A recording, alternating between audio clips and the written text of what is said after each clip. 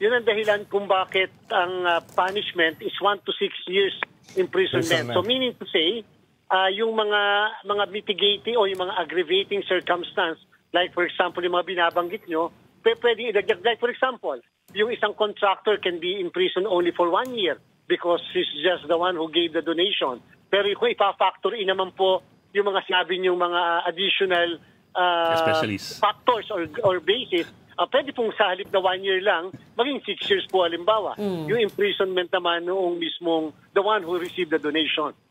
Chair, meron bang ganyan president? Is that supported by historical precedents? Wala pa po tayo. Wala pa po tayo. That's the reason why. Yes po, wala pa po tayo. Since 1985, wala pa po tayong ganyan. Ang napaparusahan lang natin lagi ay overspending at saka po yung underspending.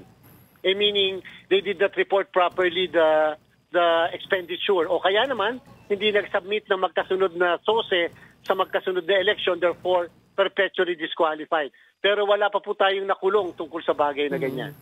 Now would be the perfect time to do it, Chair. There's a sea change underway.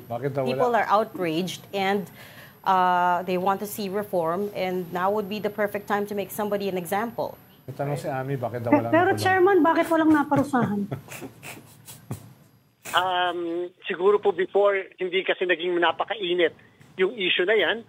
Yung mga kababayan natin, hindi sila masyadong tumitingin sa mga SOSE except the members of the media, and therefore, ang tinitingnan lang nila, sino ba ang nag-donate?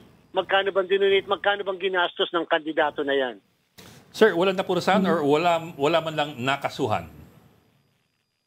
Wala pa pong nakakasuhan, wala pa rin po napaparusahan tungkol sa bagay na yan. Yes po. This is the first time in our electoral history that Section 95 is being used and will be probably used for purposes of prosecution.